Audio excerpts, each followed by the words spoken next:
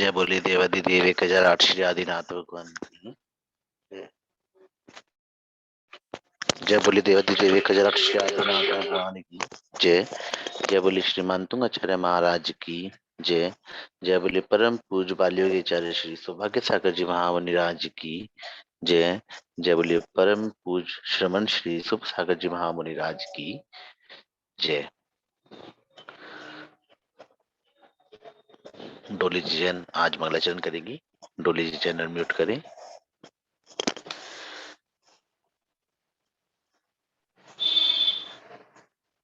बोलिए श्री 1008 आदिनाथ भगवान की जय। आचार्य श्री 108 सिद्धार्थ सागर जी महाराज की जय। आचार्य श्री 108 सौभाग्य सागर जी महाराज की जय। मुनिराज श्री 108 शुभ सागर जी महाराज की जय।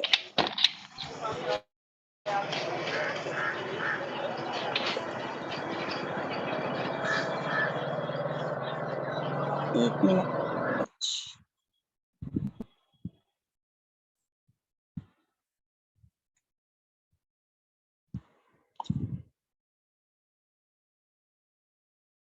बहती ज्ञान की धार गुरुवर तुम्हारे द्वार सौभाग्य सागर महाराज आप तो मेरे गुरुवर हो।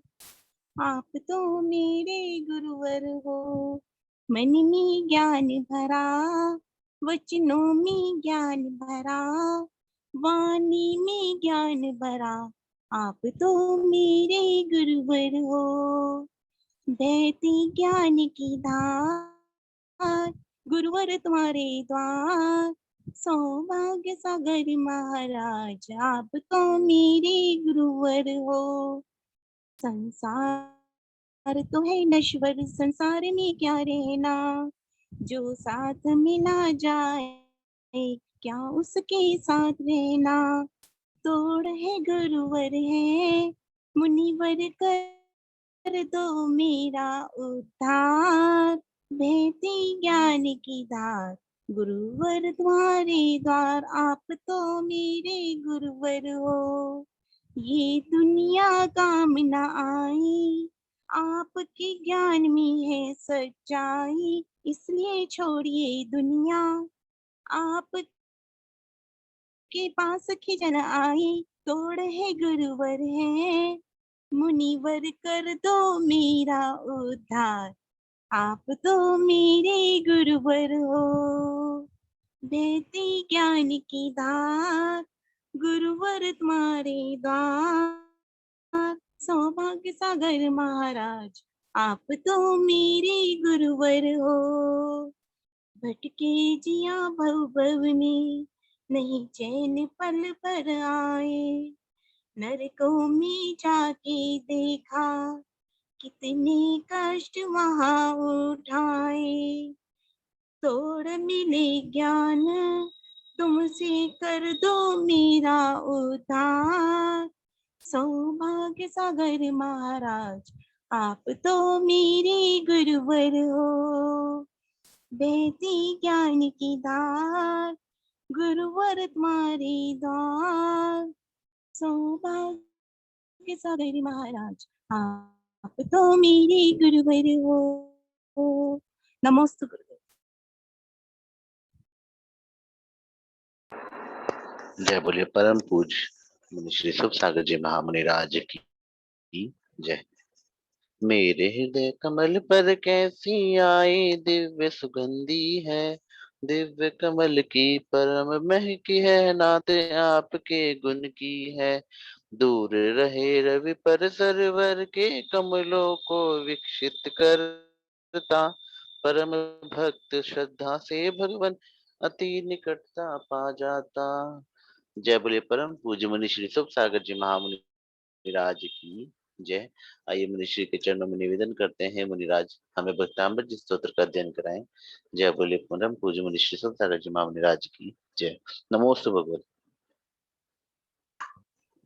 सभी लोग अपने दोनों हाथों को जोड़ लेंगे। सबसे पहले हम भगवान का स्मरण करेंगे और उसके बाद में भक्ताम्ब का अध्ययन करेंगे। मंगलम भगवान वीरो मंगलम गौतमोंगणी मंगलम मे कुंदे कुंदाद्यो जैनिधरि मोस्तु मंगलम सर्वे मंगल्ये मांगल्यम सर्वे कल्याणे कारिकम परिधानां सर्वधर्माणां जैनं जयितो शासिनं जैनं जयितो शासिनं जैनं जयितो शासिनं। जय बोलिए आदिनाथ भगवान की जय। जय बोलिए महावीर भगवान की जय। जय बोलिए मानतुंग आचार्य महाराज की जय। जय बोलिए आचार्य गुरुदेव श्री सिद्धांत सागर जी महाराज की जय। जय बोलिए आचार्य गुरुदेव श्री सौभाग्य सागर जी महाराज की जय। ढाई दीप में विराजमान तीन कमनो कोटि मुनि महाराजों की जय। अहिंसा मय विश्व धर्म की जय। जय बोलिए परम पूज्य मुनि श्री सुख सागर जी महामुनि राज की जय। नमोस्तु भगवान।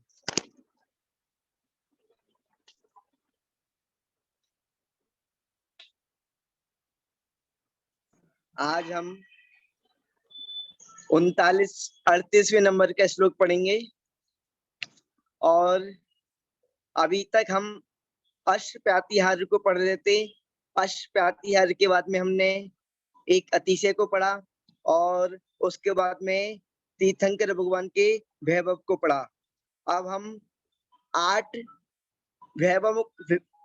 भय से मुक्ति दिलाने वाला 8 भय पढ़ेंगे, जैसे हाथी भय, सिंह भय और अग्नि भय, विष भय, युद्ध का भय और जल यानी कि समुद्र का भय और रोगों से भय लगता है और कारागार आदि का भय। इस प्रकार से हम 8 प्रकार के भयों को पढ़ेंगे, यानी कि भय यानी कि डर। तो सबसे पहले जैसा कि हम पहले श्लोक का उच्चारण समझते हैं, उसके बाद में शब्दार्थ समझते हैं और उसके बाद में वाक्य बनाकर भावार्थ समझते हैं। तो हम सबसे पहले इस श्लोक का शब्दार्थ यानी कि उच्चारण समझते हैं कि इस श्लोक का उच्चारण किस तरीके से होगा।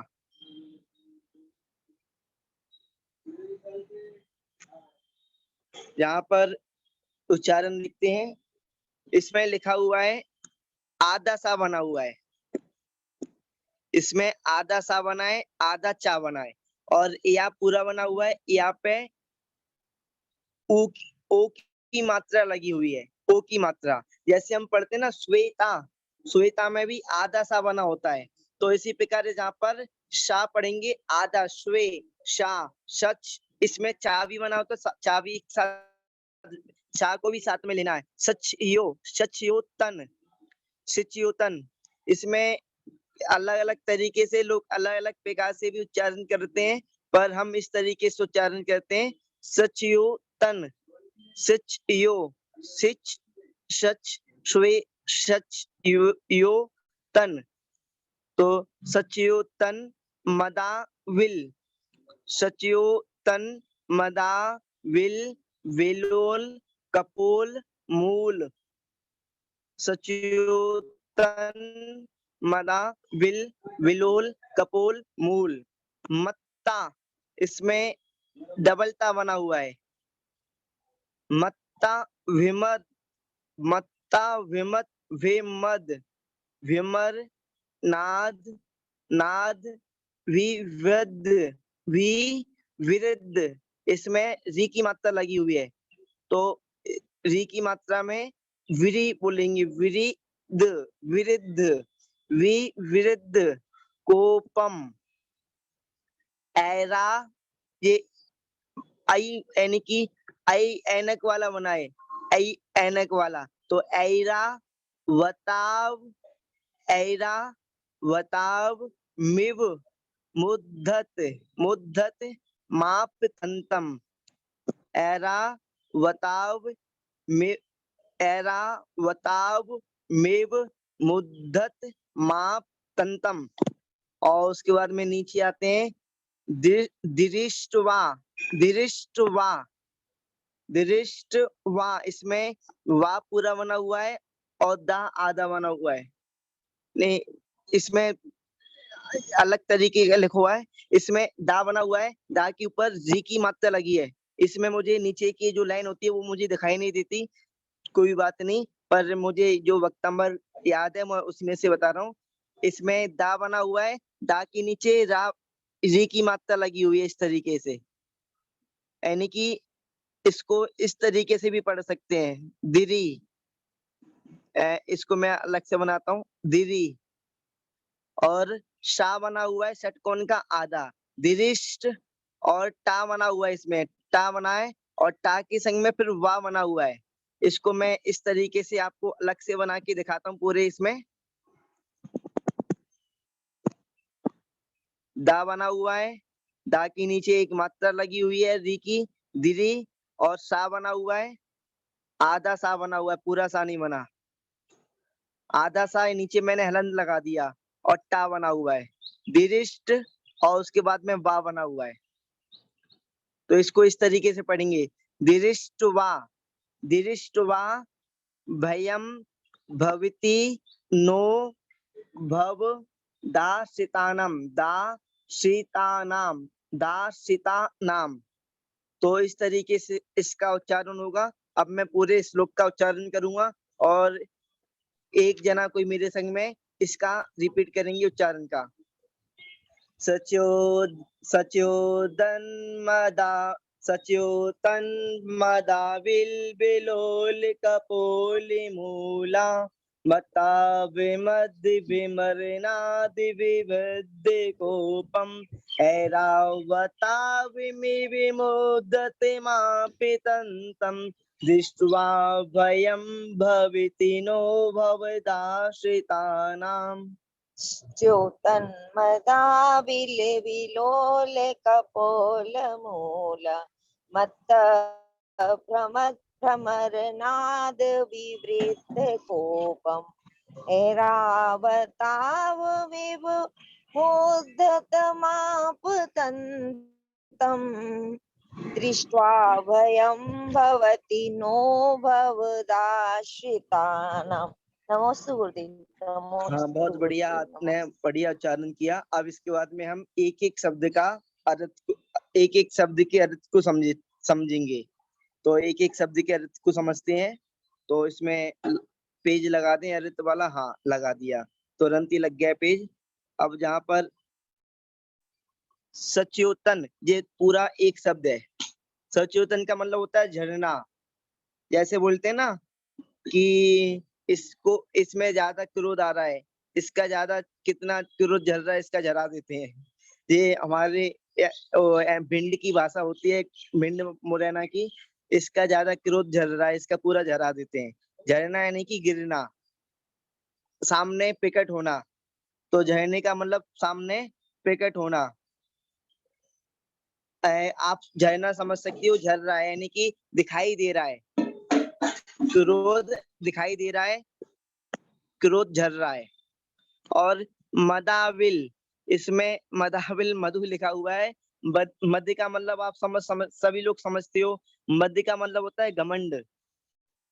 मध्य का मतलब होता है घमंड, घमंड।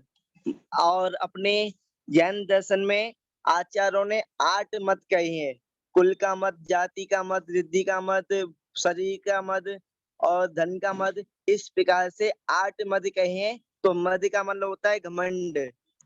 किसी को किसी भी चीज पर घमंड आ सकता है, किसी को पैसे का घमंड आ सकता है, किसी को शरीर का घमंड आ सकता है, किसी को कुल का घमंड आ सकता है। घमंड होता है मद अविल। और किसी को अपने बड़े होने का घमंड आ सकता है। तो जहाँ पर मद का मतलब होता है घमंड, अविल का मतलब होता है मलिन, मैला।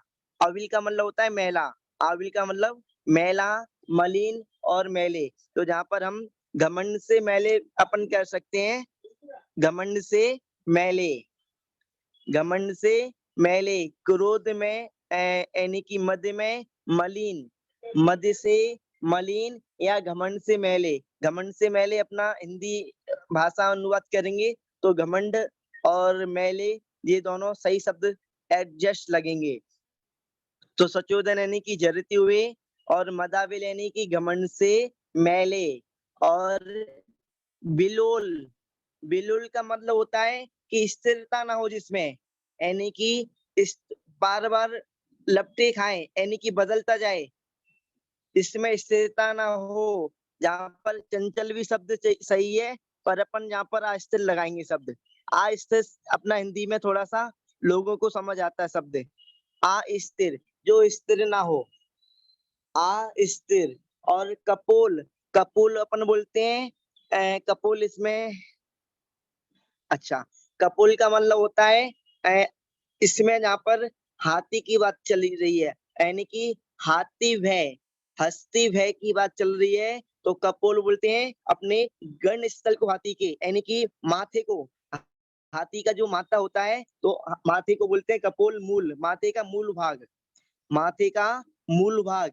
तो जहाँ पर गंड स्थल पर या नहीं तो माथे पर, दोनों में से एक भी, तो कोई सा भी कह सकते हैं, गंड स्थल या माथा। तो जहाँ पर करेंगे सब लोग, जहाँ पर लिख देना गौरव जी, गंड स्थल या माथे पर, गंड स्थल पर या माथे पर, यानी कि जो हाथी का जो मेन माथा होता है उसको गंड स्थल, मूल स्थल बोलते हैं माथा। तो गंड स्थल पर या माथे पर।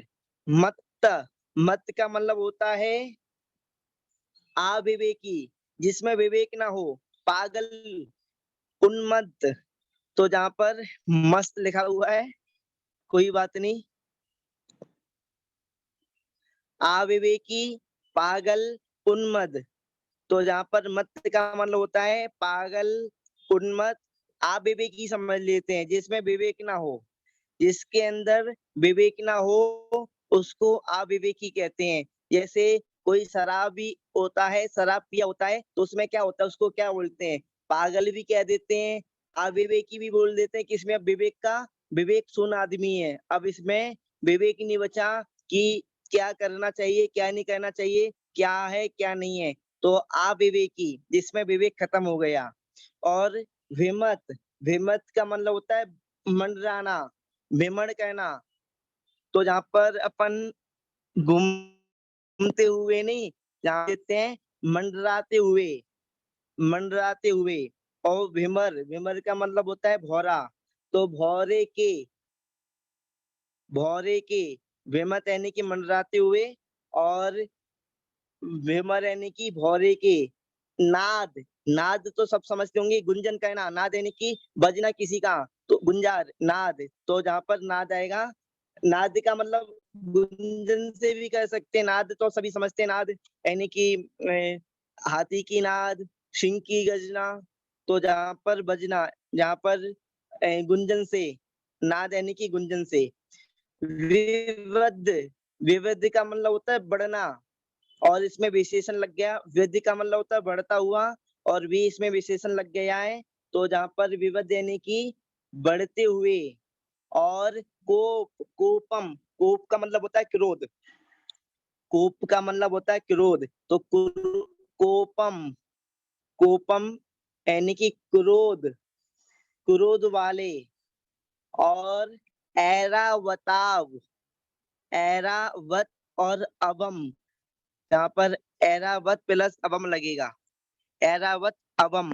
ऐरावत यानी कि आप जानती होंगी, ऐरावत एक हाथी का नाम है, ऐरावत एक हाथी का नाम होता है, और जिस पर भगवान जी विराजमान होते हैं, बालक भगवान विराजमान करते हैं, सौदेमिंद बाल तीर्थंकर बालक भगवान को ऐरावत हाथी पर बिठाकर कहाँ पर लेके जाता है, पांडुशिला पर लेके जाता है। और ऐरावत हाथी कैसा होता है मालूम है, 1,00,000 योजन बड़ा होता है, और 108 सूंड होती है, सबसे विशाल हाथी होता है, उससे बड़ा हाथी कोई होता नहीं है। ऐरावत प्लस अवम यानी कि ऐरावत के समान, ऐरावत के समान क्या समझेंगे, बड़ा विशाल, ऐरावत के समान विशाल।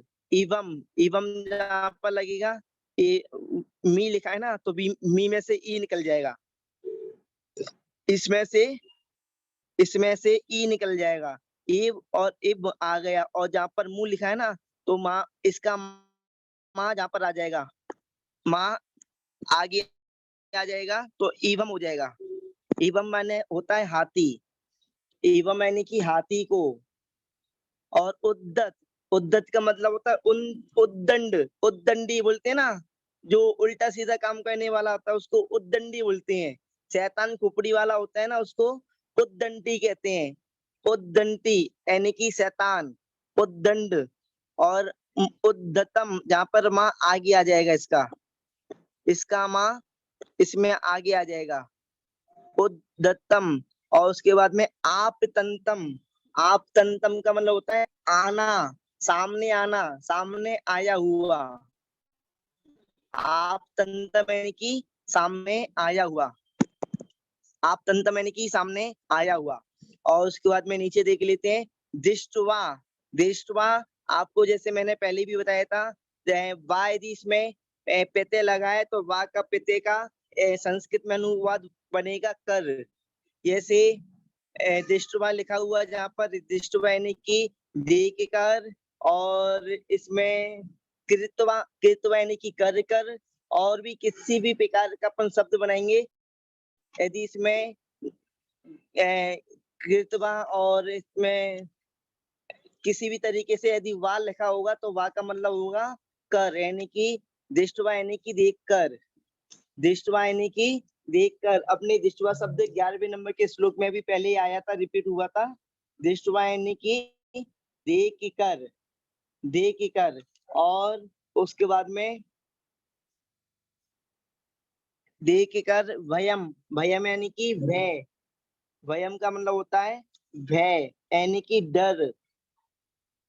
और उसके बाद में भयम के बाद में लिखा हुआ है भवती, भवती यानी कि भू धातु लगी हुई है। भू का मतलब होता है होना, और इसमें ती प्रत्यय लगा हुआ है, सूप प्रत्यय लगा हुआ है लट लकार का, तो जहाँ पर लगेगा होता है। भू यानी कि होता है, होना। और भवती लिखा हुआ है तो होता है। और नो, नो में से जो ओ की मात्रा लगी है नो में, वो विसर्ग बन जाएगी। और नो का मतलब मिलेगा जहाँ पर ना, नहीं, ना का मतलब होता है नहीं। और उसके बाद में भवत, भवता यानी कि आपके, भवता यानी कि आपके। और आश्रिता नाम, दासिता नाम लिखा है तो दासिता नाम के जहाँ पर भवत और प्लस आश्रिता नाम बन जाएगा। भवत यानी कि आपके, आश्रिता नाम यानी कि आश्रित जनों को, आपके आश्रित जनों को। इस तरीके से जहाँ पर हमने एक एक शब्द का अर्थ किया। अब गौरव जी, जो ओम के नाम से आईडी जुड़ी हुई है ना, उनको होस्ट बना दे, तो वो एक पेज लगा देंगे, पेज लगा देंगे तो उसमें बिल्कुल जो शब्द के जो अर्थ किए हैं वही वाले शब्द लिखे हुए हैं, तो लोगों को ज्यादा समस्या ना हो। गौरव जी, ओम आईडी को होस्ट बना देंगे तो वो पेज लगा देंगे एक। हमने एक एक शब्द को, एक एक शब्द का अर्थ समझा। अब हम इसका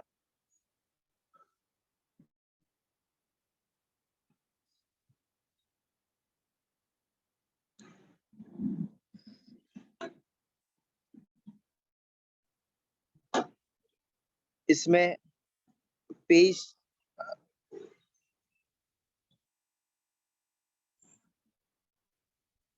इसमें पेज तो लग गया, साथ पेज लग गया ना।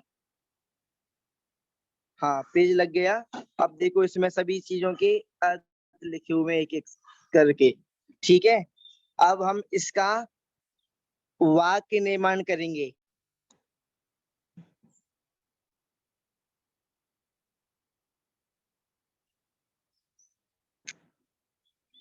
आप सभी देख लो, सभी लोग स्क्रीनशॉट भी ले सकते हैं। अभी रजनी जी मुझे लगता है कहीं पर जा रही हैं गाड़ी में बैठकर, पर वो मोबाइल में से स्क्रीनशॉट ले सकती हैं। अब यहाँ पर एक एक वाक्य बनाएंगे और वाक्य बनाकर भावार्थ को समझेंगे। तो जहाँ पर वाक्य बनेगा, कहाँ से बनेगा वाक्य, तो वाक्य अपना सबसे पहले नंबर से बनेगा।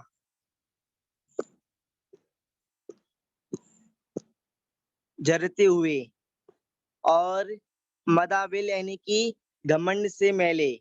अभी मैंने बताया था मद से मलिन या मद, घमंडी भी एक ही बात है, घमंड और मद एक ही बात है, मलिन और मैले एक ही बात है। तो जहाँ पर हमने शब्द को चेंज कर दिया है, पर अर्थ का कोई चेंज नहीं हुआ। अर्थ तो वही वाला ही आएगा, घमंड से मैले या मलिन से घमंड से मैले या मल से मलिन, मद से मलिन। तो जहाँ पर झरते हुए, घमंड से मैले, और उसके बाद में कपोल मूल, कपोल मूल, कपोल मूल यानी कि गंड स्थल पर, माथे पर, हाथी का जो माथा होता है ना, माथे पर, हाथी के माथे पर, हाथी के मतलब जहाँ पर झरते हुए, घमंड से मैले, और गंड स्थल पर, माथे पर, विमत यानी कि मंडराते हुए, भीमर यानी कि भौरों के, भीमर यानी कि भौरों के। इसमें मैं लिख रहा हूं पर मिट रहा है जी, चलो कोई बात नहीं, इसमें दोबारा से लिख देता हूँ।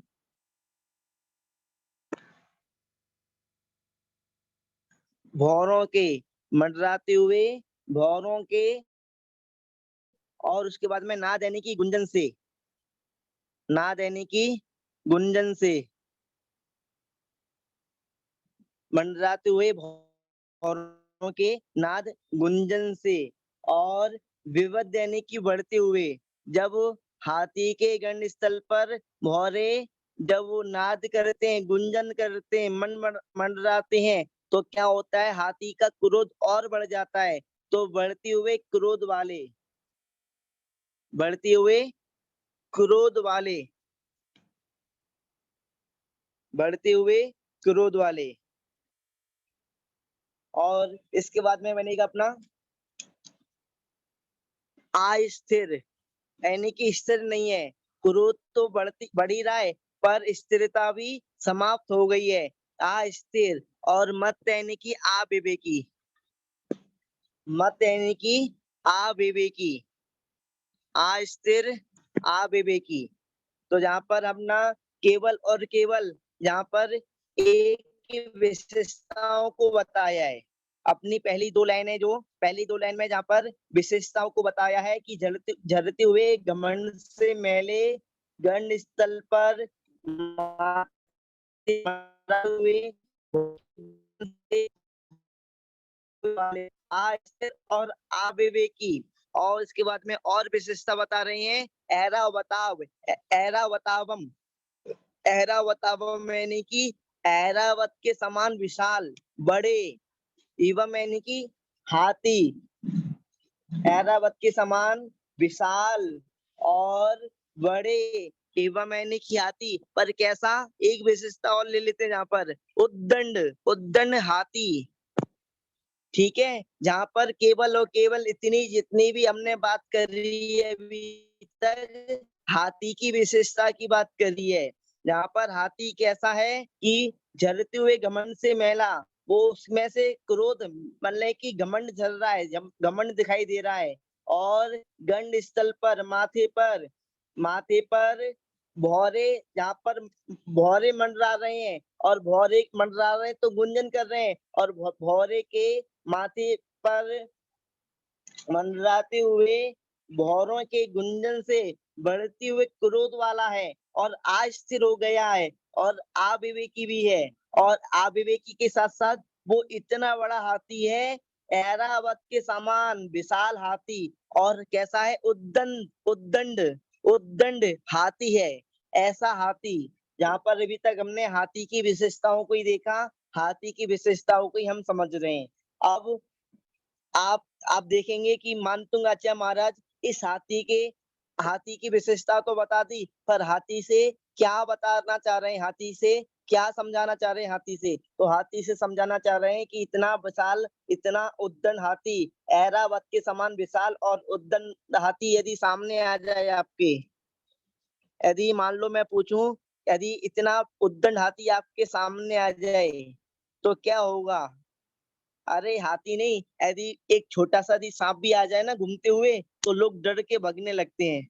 यदि सांप आ जाए छोटा सा तो लोग सांप को देखकर डर के मारे भगने लगते हैं। और यदि बंदर भी आ जाए ना तो बंदर को देखकर वो डर के मारे भागने लगते हैं।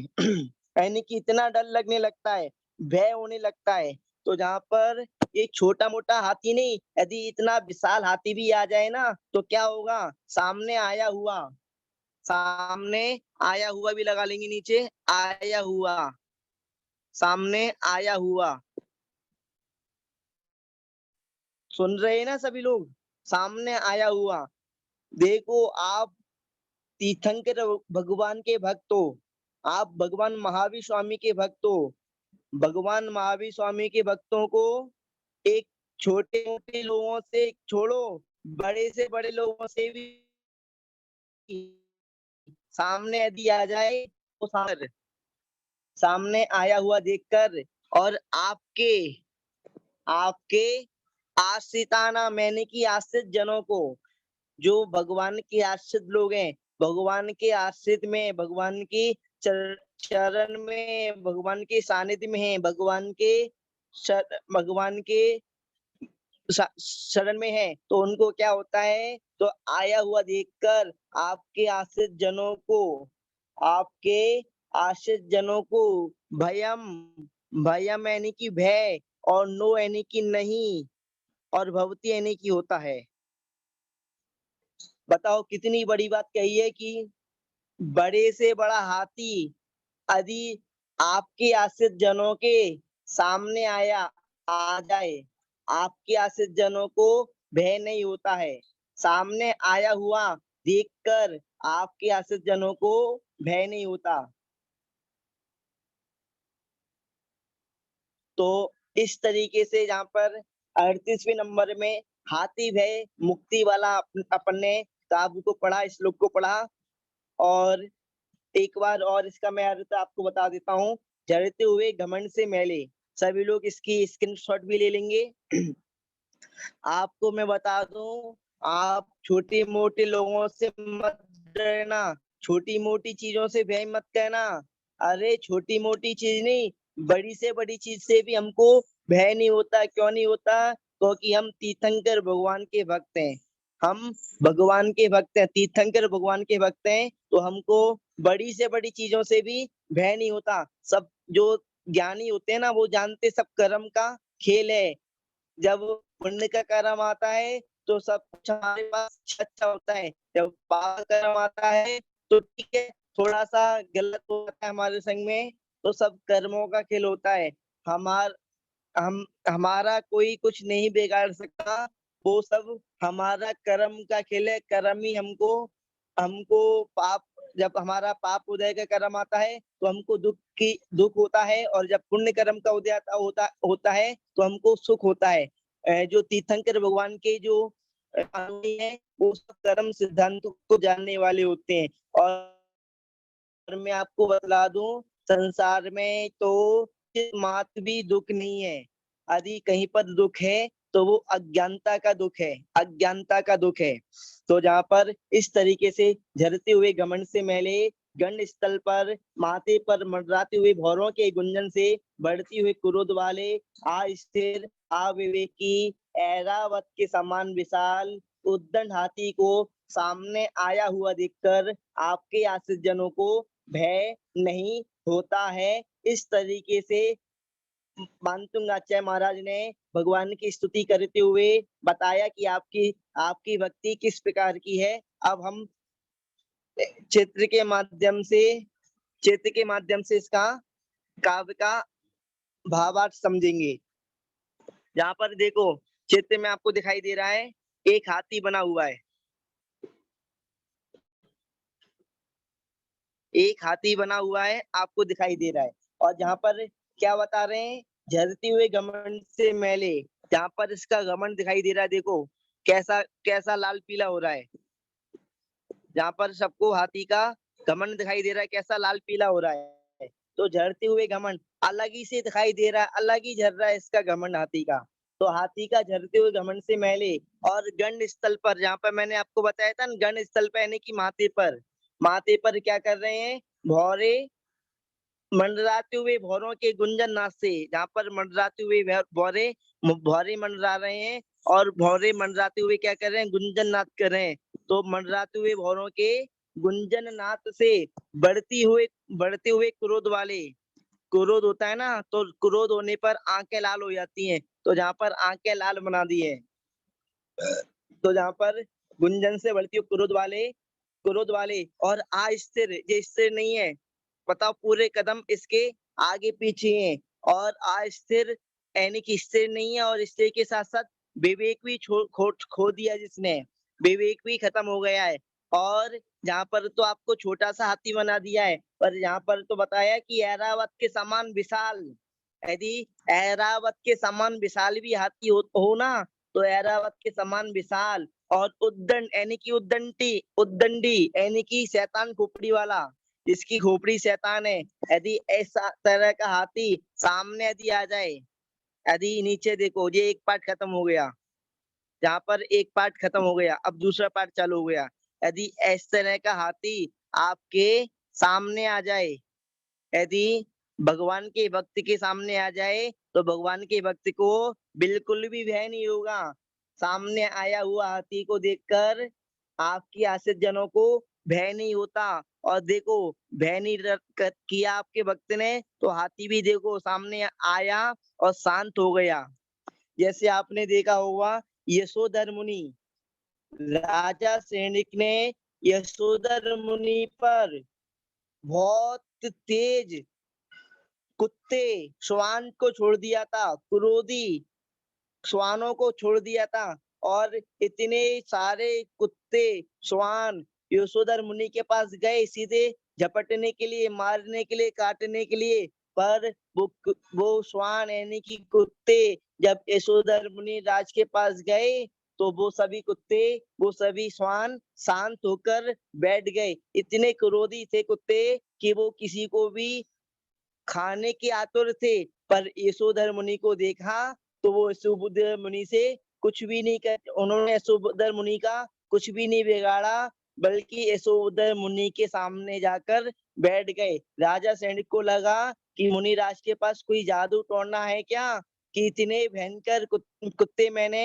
यशोधर मुनि के लिए छोड़े, पर वो तो बिल्कुल शांत तरीके से बैठ गए। और इसी प्रकार घमंड ने पार्षद भगवान की किस तरीके से भूत बेताल आदि उल्टे सीधे यानी कि मुंडों की माला पहनकर और बहुत बेकार समूह बनाकर भगवान को डराना चाहा, पर पारसनाथ भगवान अपनी तपस्या में स्थिर खड़े रहे, बिल्कुल भी नहीं डरे, बिल्कुल भी भय नहीं करा। तो जब भगवान भी भय नहीं करते, जब हमारे मुनिराज भय नहीं करते, भय नहीं किया, तो हमको भी भय कैसे हो सकता है। तो जहाँ पर भय का बताया है कि हाथी के भय से यदि बहुत बड़ा हाथी, विशाल हाथी यदि सामने आ जाए, तब भी हमको भय नहीं होगा। इस तरीके से हमारा 38वें नंबर का श्लोक पूरा हुआ।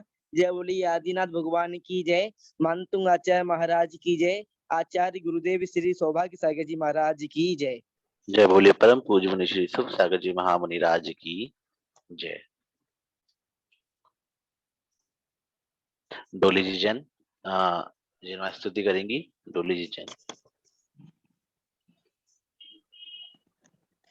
क्या बानी की ज्ञान दे तुझे लोकालो, जो वाणी मस्तक नवो सदा दे तू दो, हे जिनवानी भारती सोई जपो दिन रैन, जो तेरी शरणा गए सो पावे सुख चैन, देव भजो अरिहंत को गुरु सेवा निर्ग्राम, दया धर्म पालू सदा यही मोक्ष का पंथ, धर्म करत संसार सुख धर्म करत निर्वाण, धर्म पंथ साधे बिना नरसिंह समान।